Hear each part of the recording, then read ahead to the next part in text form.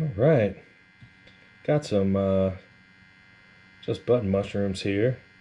I love any and all mushrooms though, and have them in the colander because I rinse them off really well, and then let them sit in there and dry.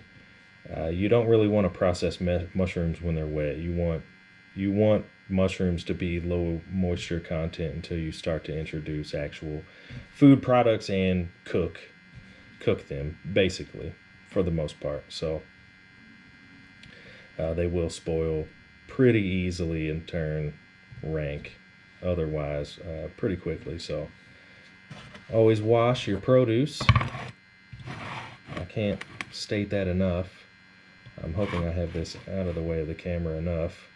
So I would say, slicing something like this, I just put it on its ass, basically, put it on its head, really, and get it flat, and then you can cut it any number of different ways. So, you can do just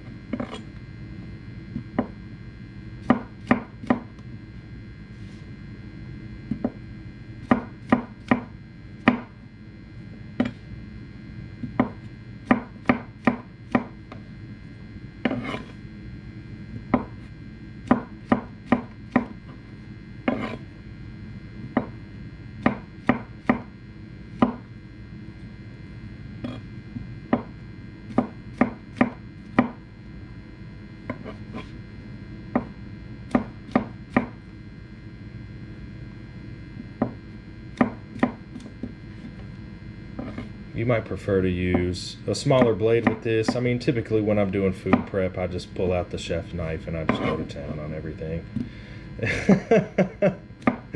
But you can use any knife for this. If it's sharp enough to get through a mushroom, which I would hope, I would hope your knife is that sharp, and then long enough to get through the whole thing, yeah, you'll be just fine. So, but whatever you're comfortable with, you might use a cleaver for everything. The Santoku, definitely a good option for doing produce without question. But I would have to say it's probably more of a, for speed, and to me anyway, Santoku's for speed, and I just typically don't end up ever really busting mine out at home. I'm not doing enough produce to where, the minute or two I save otherwise is really gonna benefit me at all. So the chef knife is just the all-purpose, does everything. Always a fan. Get a good one. This is a Henckels. I've been super happy with it. I've had it for literally don't know how long. Well over a decade. Never had a sharpening stone to it. I put a steel on it. A few runs of steel on it before I start my prep, and that's enough to keep an edge.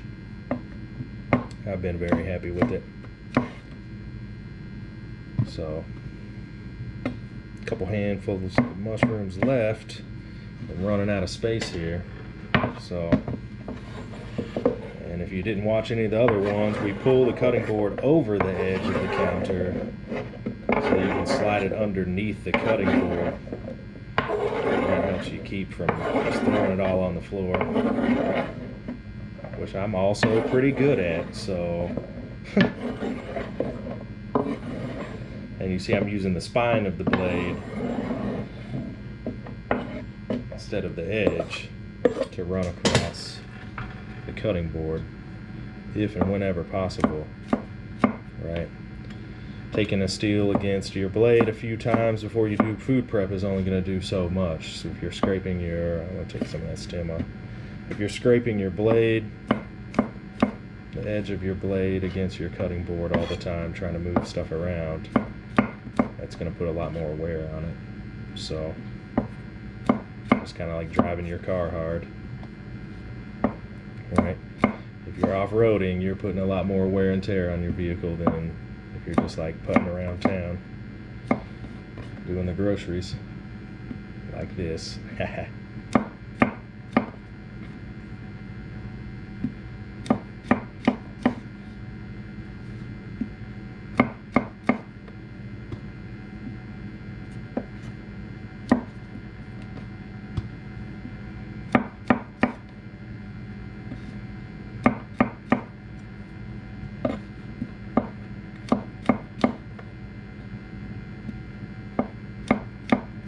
No.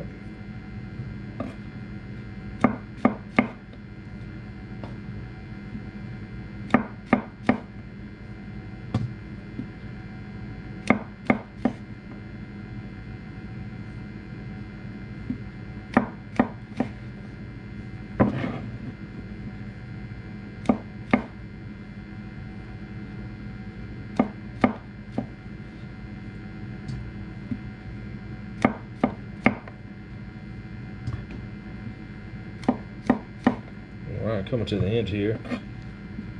Appreciate you sticking around. Let me know if this helps. Let me know if you like the new camera angle any better. Is my mountain of mushrooms in the way of what I'm doing here? Etc. Little piece here. And that do's for me. And next one coming up will be me cooking this stuff up. So hope you enjoy. Eat well.